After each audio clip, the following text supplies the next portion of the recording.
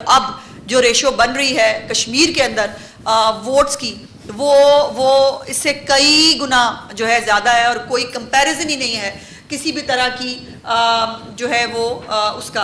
अभी तक जो है PMLN ने 1,07,258 वोट लिए हैं और PPP ने सिर्फ 20,533 वोट लिए हैं। तो भाईजान ये फ़र्क साफ जाहिर है, ये आप देख सकते हैं। दूसरी जानिब जो है ये इस्तेकाम पार्टी ने 8% वोट लिए थे जी GB में, जहां वसीतर कौमी मफाद में उनकी हुकूमत बन गई है पीपल्स पार्टी के साथ। और उसके बाद MWM और तहरीक पाकिस्तान ने 4% वोट लिए। इन बातों की जरूरत नहीं है।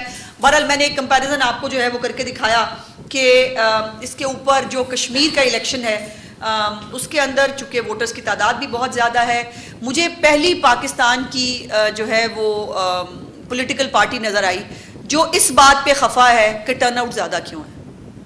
लाइनें लगी हुई आपने कल तमाम रिपोर्टर्स ने भी जो है वो पोलिंग स्टेशंस की भी बाहर देखी, कल कैंप्स भी आपने देखे। अल्हम्दुलिल्लाह जो कैंप्स जो हैं PMLN के कैंप्स के अंदर जो गहमा गहमी थी, जो चीफ मिनिस्टर साहिबा की कारकर्दगी से मुतासर होकर लोग वोट डालने जा रहे थे और वापस आके वो खुशी खुशी उन ख्यालात का तासुरात का इजहार भी कर रहे थे। लेकिन ये जो आपने कहीं पर भी किसी वोटर को ये कहते हुए कि जी मैं बहुत खुशी से सिंध की 18 साल की खुश एक बहुत बड़ी लैंड स्लाइडिंग कामयाबी जो है वो उसको दिलवाने जा रहे हैं, क्योंकि उनकी कारकर्दगी बहुत अच्छी है। वहाँ पर जो है वो साफ पानी भी लोगों को मिलता है, वहाँ कूड़ा भी उठा हुआ है, वहाँ पे ट्रांसपोर्ट का सिस्टम अच्छा हुआ है। मैंने कल वो इश्तिहार में देखा, देखिए इश्तिहार के साथ ही पता चला मुझे भी कि वो उन्होंने दिखाई कि वो जो BRT ये बना रहे हैं पिछले कोई 8-10 साल से, तो गालिबन BRT बन रही है कराची की। तो ये 8-10 साल से वो BRT को ना डालते तो बेहतर होता। वो खामखा मैं एक अगर इनके इनिशिएटिव पे बात करने चलूँ तो मैं आपको बताऊं कि ये जो इन्होंने कल जो इश्तिहार दिखा के हमारी मालूमात में इजाफा करने की कोशिश की, एक्चुअली वो इनको फायर बैक किया है। और इनकी जो है अब शजील मेमन साहब की 2-3 बातें जो है वो उनका मैंने ज़रूर जवाब देना है। एक तो वो बार बार ना वो ये इलेक्शन जो है 2024 का ये फॉर्म 47 का इलेक्शन था।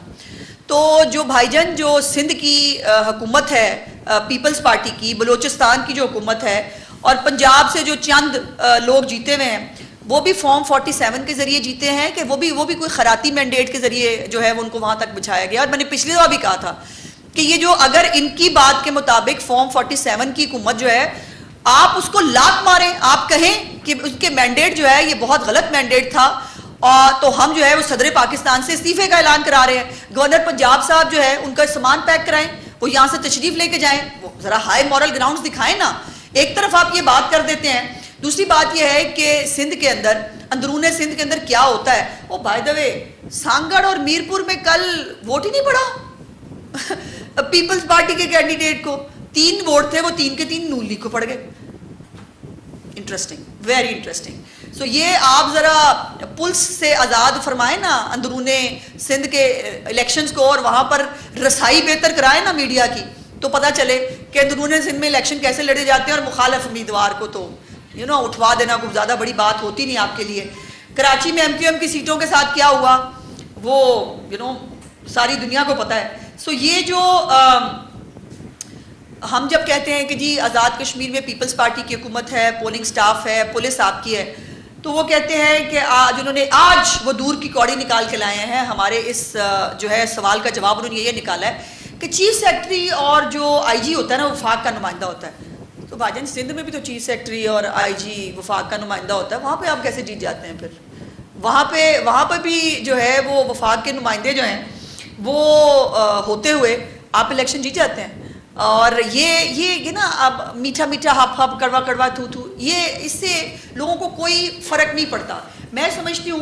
और दूसरी बात यह है कि गुल्लू भट्ट और बदमाशी के ताने ना दें।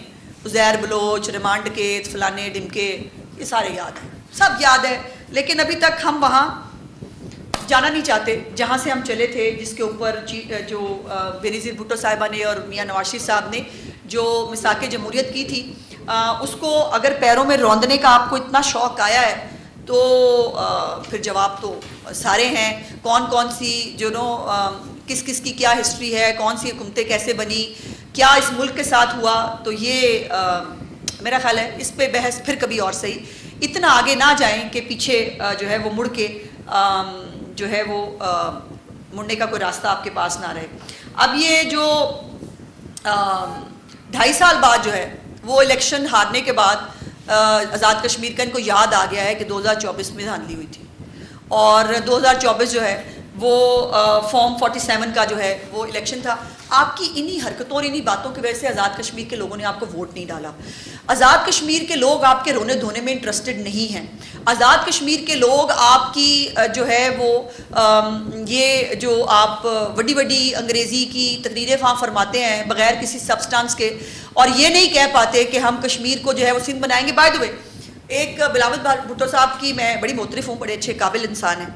उन्होंने इस बात का क्या जवाब निकाला कि जी हम जब कहते हैं कि आप ये ऐलान करें ना कि आपका कश्मीर को आप जो है वो सिंध बनाएंगे, तो उन्होंने कहा नहीं, हम कश्मीर को कश्मीर बनाएंगे।